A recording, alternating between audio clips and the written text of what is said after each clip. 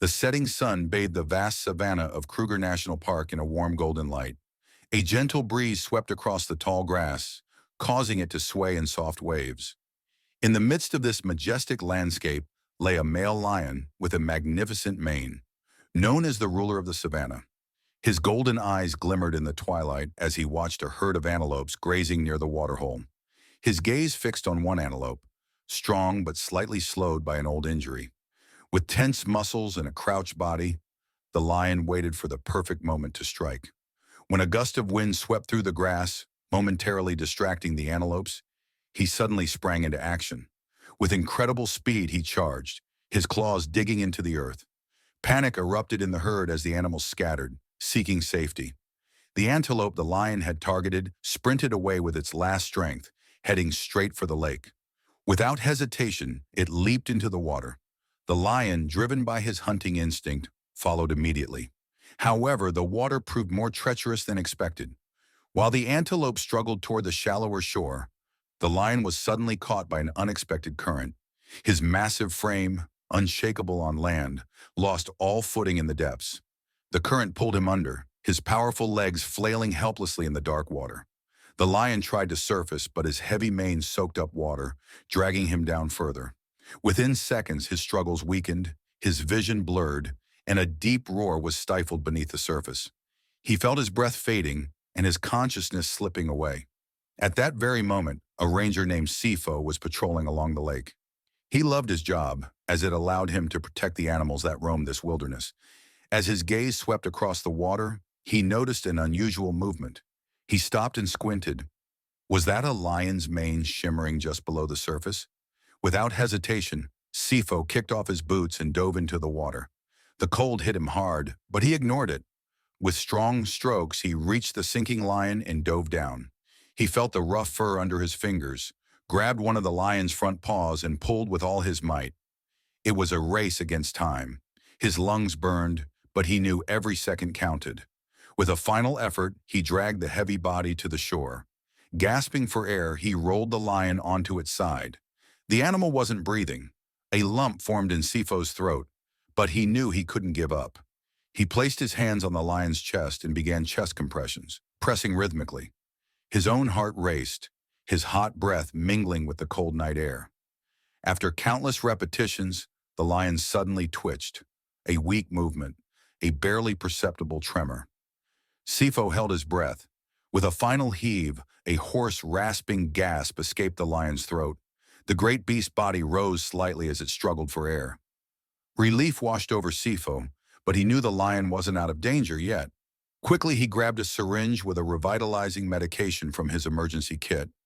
With a steady hand, he administered the injection and stepped back to give the animal space. The seconds dragged on endlessly. The lion blinked, its golden eyes clouded but alive. It tried to lift its head, but its body was still too weak.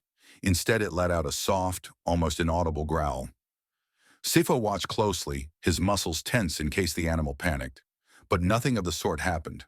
The lion remained lying down, its breathing gradually steadying. Sifo felt a deep connection between himself and the majestic creature he had just saved from death. As the sun disappeared below the horizon, Sifo took a blanket from his vehicle and carefully draped it over the weakened body. Night fell over the savanna, and in the silence, Sifo could only hear the lion's calm breathing. He knew this night would be decisive. Would the ruler of the savanna recover, or had his strength been extinguished forever? With this thought, Sifo kept watch, ready to fight for the animal he had just saved from certain death. The new day dawned, and with it, life slowly returned to the savanna. The first rays of sunlight broke through the horizon, bathing the landscape in a warm glow. Sifo rubbed his tired eyes after spending the night guarding the weakened lion. The lion still lay in the same spot, but its breathing was now more regular, its body no longer as limp as the night before. Suddenly, the animal moved, first a slight twitch of its ears, then a strained blink. Its golden eyes slowly opened, looking around dazedly. Sifo held his breath as the lion lifted its head and cautiously looked around. Its gaze fell on the ranger, who remained still so as not to startle the animal. The lion's muscles tensed, but instead of fleeing or attacking, It sank back, exhausted, into the grass. Sifo knew this was a good sign. The lion was still weak, but it was alive. Slowly, Sifo pulled a water bottle from his bag and let a few drops fall into his hand. Carefully, he extended his hand. The lion flinched slightly, then sniffed cautiously at the moisture before licking it up with its rough tongue. Sifo breathed a sigh of relief. The animal showed a will to live, despite its exhaustion. Soon the lion began to rise with shaky movements. Its legs were unsteady, but it pushed itself up with all its strength.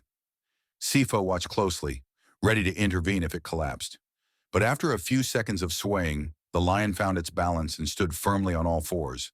A soft but powerful roar escaped its throat, not threatening, but more like a declaration of its return.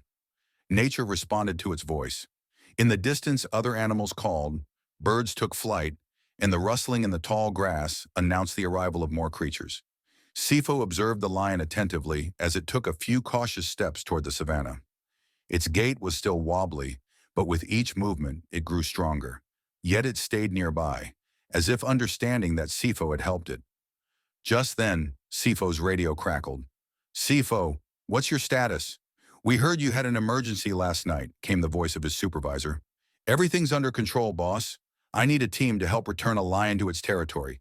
It's been a tough night, but he's on the mend," Sifo replied. "Understood. We'll send a team," the voice responded. As Sifo clipped the radio back to his belt, he turned his gaze back to the lion. The majestic creature watched him with an intensity that seemed almost human. Then, as if to show it had regained its strength, the lion lifted its head and roared again, this time louder and more powerful. A shiver ran down Sifo's spine. The team arrived shortly after, equipped with tranquilizers and a special transport vehicle. But as they approached, the lion didn't retreat. It stood still, its golden eyes fixed on Sifo, as if making a decision. Then it turned and walked with confident, powerful strides into the expanse of the savanna. The rangers held their breath. "Aren't you going to take him?" one of the men asked. Sifo shook his head. "No, he knows where his home is." With a final glance, the lion disappeared into the distance. The savanna had its ruler back. Sifo stood for a moment longer before taking a deep breath and heading back to his vehicle. In his heart, he knew this wouldn't be the last time their paths would cross. In the following days, Sifo often thought of the lion. He observed tracks in the sand, listened to the distant calls of the wild, and wondered if the animal was truly doing well. Then on a cool evening, as the setting sun painted the sky in fiery colors, something unexpected happened. On the horizon appeared a familiar silhouette. The lion stood on a hill, its mane flowing in the wind. It looked directly at Sifo. A moment of silence passed before the lion lifted its head and let out a deep, powerful roar that echoed across the plains, sending shivers down Sifo's spine. Sifo smiled. This wasn't a chance encounter. It was an unspoken gratitude, a bond beyond words. From that day on, Sifo knew he wasn't just a protector of the animals in the savanna. He also had a loyal companion. The ruler of the savanna would never forget him. Days passed and the savanna seemed to return to its usual rhythm, but Sifo couldn't shake the thought of the lion. Where was it now? Had it truly regained enough strength to hold its territory? The answer came one morning as Sifo patrolled the area. The cool morning air carried the scent of fresh grass and earth as the mist slowly cleared. Suddenly, he noticed a figure in the distance. On a gentle hill surrounded by scattered acacia trees stood a familiar silhouette. It was the lion, its golden mane lightly swaying in the wind. Its posture was upright and proud, but it wasn't alone. Around it moved two lionesses and three young cubs, a new pride. The once weakened ruler of the savanna had not only survived but also reclaimed its position. Sifo stopped, stepped out of his vehicle, and watched the impressive scene. The lion turned its head in his direction. Their eyes met, and for a moment they held each other's gaze in silent understanding. Then something unexpected happened. The lion took a few steps closer, slow and deliberate. Its muscles moved powerfully beneath its golden fur, and its eyes glowed in the morning sun. It stopped just a few meters away. The other lions watched attentively, but remained calm. Sifo didn't dare move. Instead of growling or threatening, the lion did something else. It slightly lowered its head, a sign of respect. Sifo felt a shiver run through his body. Was it possible? Could a wild animal show gratitude?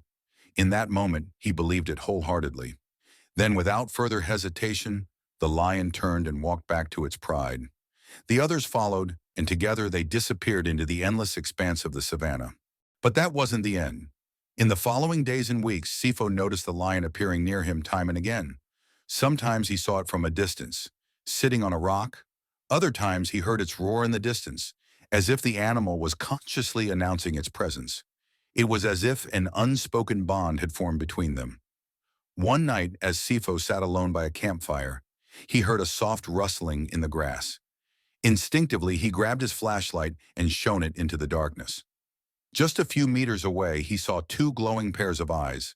The lion and one of its lionesses stood there, motionless, their silhouettes barely visible against the dark night sky. Sifo didn't dare move, but the lion showed no aggression. It simply stood there as the wind gently flowed through its mane. Minutes passed, then the two big cats turned and silently disappeared into the night. The next morning, Sifo's route led him to a waterhole, where he discovered fresh tracks in the sand. Tracks that led directly along his patrol path. It was as if the lion was watching over him, protecting him. Over time, this extraordinary story spread among the rangers. Some didn't believe it, calling it a coincidence. But others, especially the older ones, spoke of ancient legends of the savanna, where it was said that some lions could recognize humans as allies. Sifo didn't know what to believe, but he knew he wasn't mistaken. This lion hadn't forgotten him, and perhaps, just perhaps, it had found a friend in him. On a particularly hot afternoon, as Sifo drove through the savanna once more, he saw the lion one last time. It stood high on a rock, its gaze fixed on the horizon. Its mane glistened in the sunlight, its posture regal. Then it lifted its head and roared, a deep, powerful roar that echoed across the savanna. It wasn't a call of threat, but a message, a sign of its unbroken strength. Sifo smiled. He knew the ruler of the savanna had found its place. With that thought, he drove on as the sun slowly sank below the horizon.